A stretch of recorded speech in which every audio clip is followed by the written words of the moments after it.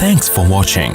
Don't forget to like, comment, share and subscribe to Mufti Tariq Masood, famous scholar. آج کل جس طرح پیسے دے کر جاب حاصل کی جا رہی ہے تو کیا یہ درست عمل ہے؟ پیسے دے کے جاب حاصل کرنے میں دو مسئلے سمجھ لیں. ایک تو ہے کہ کیا پیسے دے کے جاب حاصل کرنا جائز ہے یا نہیں، ایک مسئلہ یہ. دوسرا یہ کہ جاب ملنے کے بعد جو اس کی تنخواہ ہوگی وہ حلال ہوگی یا نہیں، حرام ہوگی. یعنی جعلی ڈگری سے آپ کوئی جاب کر رہے ہیں یا رشوت دے کے جاب حاصل کر رہے ہیں، دو الگ الگ مسئلے ہیں. تو پیسے دے کے جاب کرنا، رشوت دے کے جاب کرنا اس وقت جائز ہے کہ آپ جاب کے اہل ہوں، آپ جو بھی گورنمنٹ کی یا پرائیویٹ کسی ادارے کی جو بھی ڈیمانڈ ہے اس پہ پورے اتر رہے ہوں.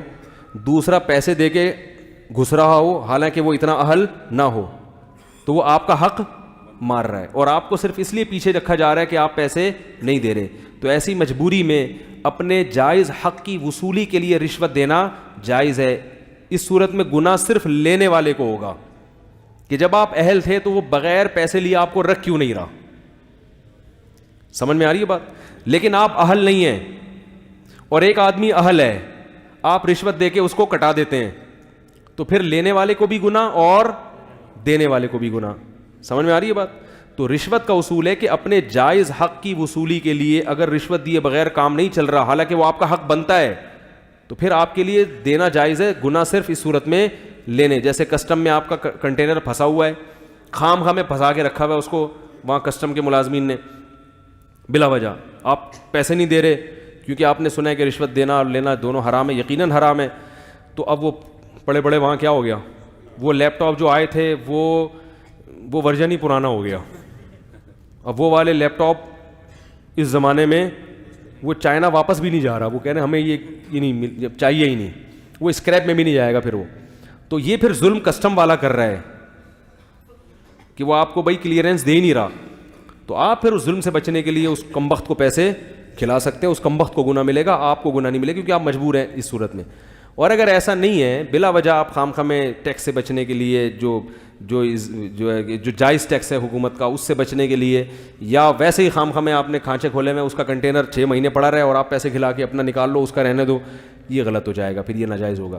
البتہ جو رشوت دے کے آپ کو جاب ملے گی تو جاب میں پھر یہ ہے کہ چاہے وہ جعلی ڈگری کی بیس پر ہو یا رشوت دے کر ہو، ڈگری جعلی بنانا جائز نہیں ہے، گناہ ہے. لیکن جاب کے حلال یا حرام ہونے کا تعلق، یعنی اس کی تنخواہ کے حلال و حرام ہونے کا تعلق اس سے ہے کہ جو کام آپ کو سونپا گیا ہے وہ کام آپ کر رہے ہیں یا نہیں کر رہے. وہ کام آپ ذمہ داری سے پورا کر رہے ہیں تو تنخواہ حلال ہے. وہ کام آپ ذمہ داری سے پورا نہیں کر رہے تو چاہے اوریجنل ڈگری بھی ہو تو بھی تنخواہ حلال نہیں آ رہی میرا خیال ہے. تو یعنی تنخواہ کے حلال یا حرام ہونے کا تعلق آپ کے کام سے ہے کہ کام آپ کر رہے ہیں تو تنخواہ حلال ہوگی، چاہے ڈگری جعلی ہو. جعلی ڈگری کا گناہ تو ہوگا مگر تنخواہ اس سے حرام نہیں ہو جاتی. بعض لوگ نقل کر کے ڈگری حاصل کرتے ہیں، پھر وہ تنخواہ وہ کہتے ہیں یار حرام تو نہیں ہے. تو اس کا بھی یہی اصول اور ضابطہ ہے کہ نقل کرنا تو جائز نہیں ہے، لیکن جو جاب آپ کو ملے گی وہ جاب کی تنخواہ کا مدار کام پر ہوگا. کام آپ کر کے دے رہے ہیں تو ٹھیک ہے، نہیں تو نہیں. کافی میرا خیال ہے آج کے لیے جنرل نالج اتنی بہت ٹھیک ہے. سبحانک اللہم و بحمدک، نشہد ان لا الہ الا انت، نستغفرک و نتوب الیک. مفتی طارق مسعود صاحب کے بیانات سننے کے لیے youtube.com/مفتی طارق مسعود کو سبسکرائب کریں، اور اگر آپ لائیو ویڈیو کو کبھی بھی مس نہیں کرنا چاہتے ہیں تو سبسکرائب کرنے کے بعد بیل آئیکن پہ کلک کرنا مت بھولیں. جزاک اللہ.